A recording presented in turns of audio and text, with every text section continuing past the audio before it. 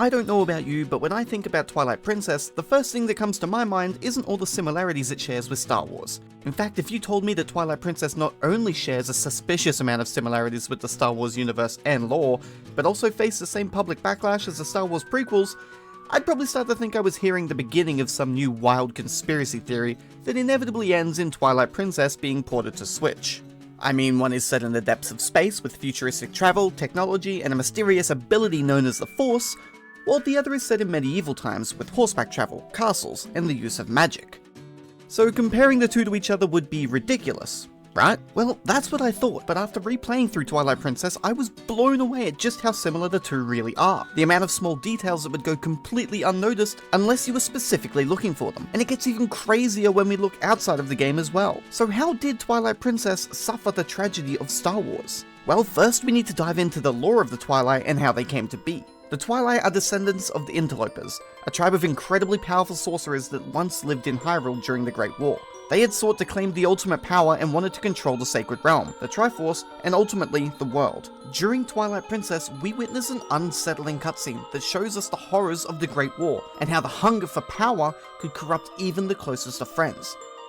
This is displayed through the use of Ilia and Link, both turning on each other without hesitation in their pursuit for the Triforce, only for their betrayal to be utterly pointless after the Interlopers rose before Link, vaporizing him with their superior magic. This shows us that through corruption, we can lose not only the ones we love the most, but also ourselves. A quick look into Return of the Sith, and already we are able to see the dots are starting to connect, but we will get to that shortly. The Interlopers more than likely would have succeeded in their pursuit of control and dominion over the world if the three golden goddesses, Din, Farore, and Nehru, hadn't intervened. The Twilight, corrupted by their desires, were deemed unfit for ultimate power, and so the goddesses ordered the spirits of light, Farron, Alden, and Lanayru, to seal the Interlopers' power into the Few Shadow, and banish them to the Twilight Realm, a place out of the light for them to remain forever. The Few Shadow was then split into 4 pieces, with 3 pieces being hidden in Hyrule and 1 piece hidden in the Twilight. Most of the Interlopers accepted their punishment, embracing the Twilight Realm and becoming the Twilight, but there's always those that struggle to let go. Insert antagonist number 1, Zant. Zant was a Twilight that still craved the power and control that was taken from their ancestors, and led a rebellion of like-minded Twilight against the royalty of the Twilight, rather unsuccessfully. His attempts were thwarted by the royal army led by Midna, the heir to the Twilight throne. Upon his defeat, he was approached by Ganondorf, who offered Zant the use of his powers to usurp the throne and rule the Twilight. Once Zant came into power, he transformed the Twilight into monsters and transformed Midna into an imp, casting her through the Mirror of Twilight, the only remaining connection between worlds, and then destroying it so they couldn't return. The only problem for Zant was that only a member of the Twilight royal family could truly destroy the mirror, so the mirror could always be rebuilt and a portal restored leading back to him. If you're an avid Star Wars enjoyer, you might have picked up on some similarities throughout the lore of the Twilight, but fear not, I shall break it down for you regardless. If we have a quick look at the Sith, we can see some standout similarities between them and the Interlopers. The Sith use the dark side of the Force, which, if we convert it to Zelda terms, wouldn't be a stretch to be considered dark magic. They also surrender themselves to their greatest desires, and are typically angry, hate-filled, and above all else, power-hungry. The Sith desire absolute control, and believe that their way, the way of power, is the only way to live, and that they are the most powerful in the universe, and desperately crave that status. Much like the dark magic the Interlopers used, the dark side of the Force was used to overthrow, consume, and destroy, which ultimately led to the teachings and studying of the dark side to be outlawed, and the Sith were basically banished. But like I said, there are always those who can't let go, and throughout the centuries of fighting and war, one Sith survived: Darth Bane. Darth Bane passed his knowledge down to his one and only apprentice, Darth Xana, before being entombed in his temple on Morrowind. Remember Morrowind for later because it will be important. Now let's bring our attention back to Zant and look at how closely his story aligns with the story of Anakin. Anakin is an outcast on the planet Tatooine, forced to live and work as a slave until he is freed by the Jedi. Through Anakin's training, we are able to see him begin to want more. As he grows stronger, so does his desire for absolute power, a power that is attainable through his use of the dark side of the Force. It is only when he is approached by a Sith Lord, Darth Sidious, that Anakin is able to learn the power of the dark side and overthrow the Jedi, a story not so different from that of Zant and Ganondorf. Very interesting. Like Zant in the Mirror of Twilight, Anakin was also not able to completely destroy the Jedi and rule the universe. Instead, it was his children that rose up to defeat him and Darth Sidious and bring back balance to the Force. Leia was not only royalty like Midna, but she was always gifted with the Force, even without the training typically needed to harness it. She was a beacon of light for the rebellion, a leader that wanted peace and was willing to do whatever it took to defeat the Sith. Luke, however, had a lot more temptations with the dark side of the Force, even giving in to his rage after Darth Vader threatens to turn Leia to the dark side. So between Luke and Leia, we get an interesting yin and yang dynamic, which we can even see in the way they are displayed throughout the movies, with Leia often depicted in all white clothing and Luke in all black. Now, obviously, Midna and Link aren't Xanth's children, but there is a sweet harmony of dark and light with the dynamic duo that ultimately allows them to defeat Xanth. Midna harnesses the power that was locked within the Fused Shadow to break the Twilight seal surrounding the castle, and Link receives training from a ghost of his past, almost like a Jedi would seek counsel from their teachers after they had become Force ghosts. If we take it a step further, Midna is from the same race as Xanth, and Link is a Hylian, which if we go all the way back to the Great War, before the Interlopers were banished, we can remind ourselves that they were still Hylians, that had simply given in to their dark desire for power, and the use of dark magic. So even though they aren't his children, they do still share ancestry with Xanth. But wait, there's more, because now we can shift our attention over towards Snow Peak and everyone's favourite Yeti couple, Yeto and Yetta. Once we arrive at Snow Peak Mansion, we are faced with a friendly Yeti named Yeto, and despite the human that has just barged into his home, his only concern is being able to make the perfect soup for his wife, Yetta. He informs us that Yetta has mysteriously fallen ill, and all he wants is to help make her healthy again. We set about fighting our way through the evils that plague his mansion, while retrieving different ingredients to help improve the soup, until finally he completes his superb soup and decides it's now good enough to be able to heal his wife. Which it does. Now that she is feeling better, she takes us to the tower to show off the wonderful gift Yeto had found for her, although it was around the same time that he found her this gift that she also fell ill. Now again faced with the object, she begins to change, until the point where the corruption finally takes hold, and she is transformed from the gentle happy Yeti we knew previously into an angry, power-hungry beast that is determined to wipe us out. I wonder if this can be tied to Star Wars in any way. Oh hey look, it's Padme! Wasn't there that whole storyline with Anakin and Padme where they were deeply in love and all they wanted was to be together and protect each other, and then one of them, Anakin, was met with a strange and powerful outside force that slowly corrupted him and turned him into an angry, murderous, power-hungry beast? There was. Well, isn't that crazy?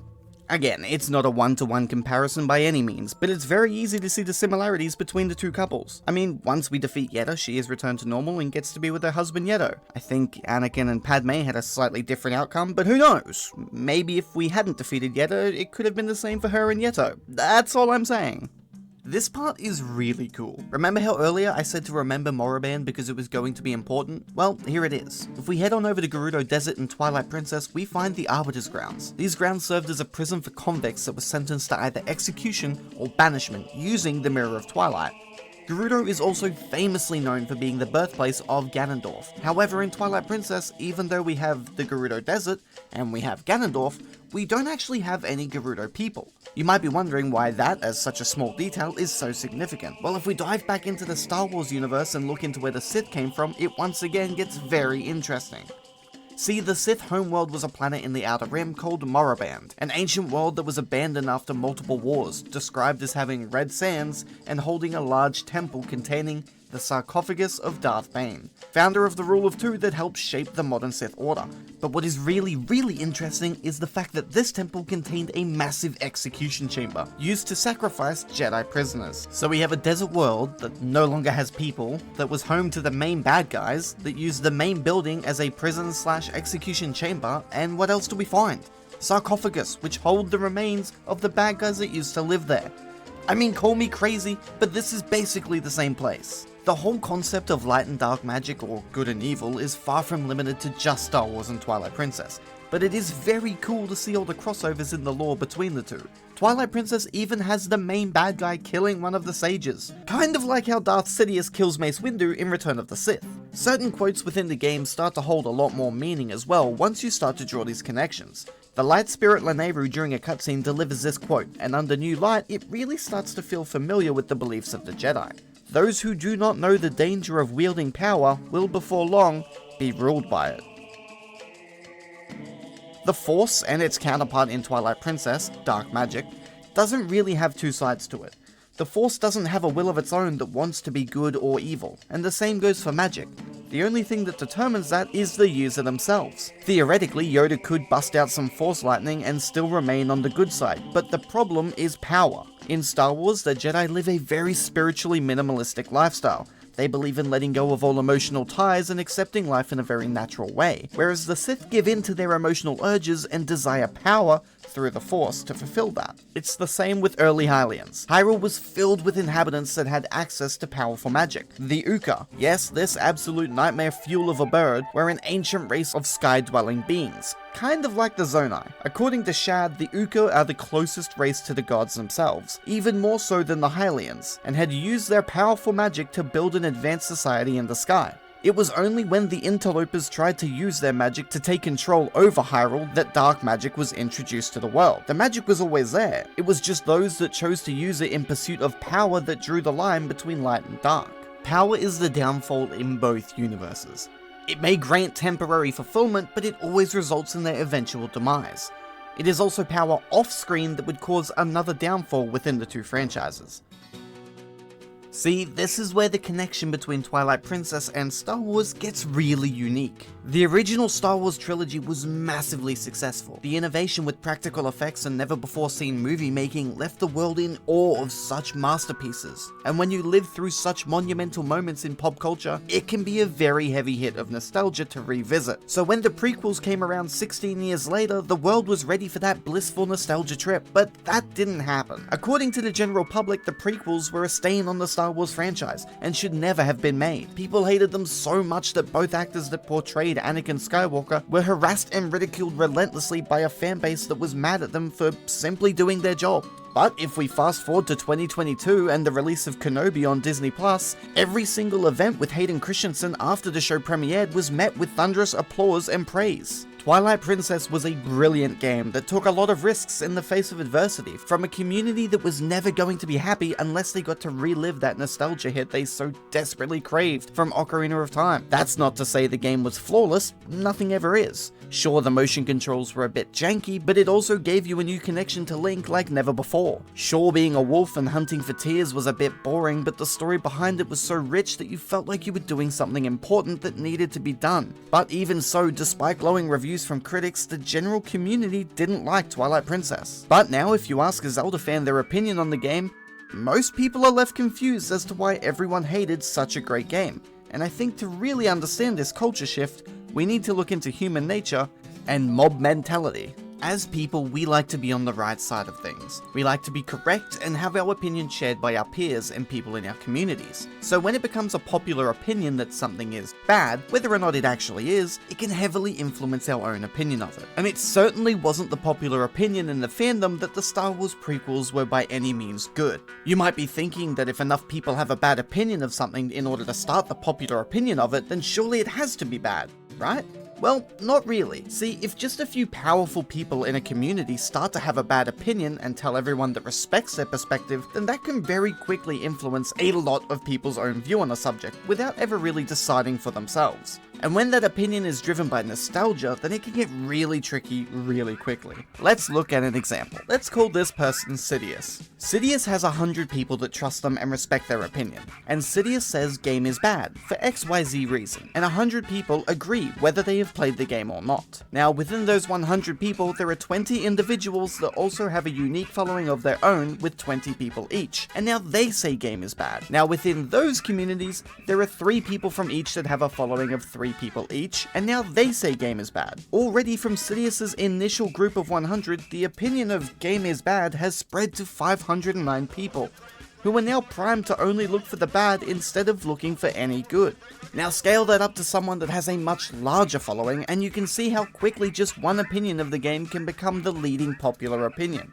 But when enough time passes and the topics lose their relevance and are no longer the trendy topic to be mad about, we often see a culture shift. People will start to voice their true thoughts on the game, and people that never played it in the first place because game was bad are more inclined to go back and experience it for the first time. And so we can see a drastic shift from something being bad to being beloved by many. I truly believe that Twilight Princess fell victim to the Star Wars tragedy. where the content we got was something special, but it fell into darkness because of opinions that would never have been happy even if it had been the perfect game. And so it quickly became the popular opinion that the game was bad, and people repeated the hate as if it were their own thoughts on the matter. Are Twilight Princess and Star Wars by any means the same? Probably not. Art is transformative. Everyone takes inspiration from somewhere and makes it their own unique masterpiece. But it is very interesting to look into the game and spot all the similarities between the two. I'm sure there are loads more connections that I've missed, and I'd love to hear about any that you can find in the comments. Is Shigeru Miyamoto a Star Wars fan? Yes. Did Twilight Princess release a year after Return of the Sith had been released? Also yes. Is it possible that Shigeru took inspiration from a franchise he liked and transformed it into his own world? Absolutely. But this is just my look into two pieces of art that I love and transforming it into my own masterpiece. Thank you for watching.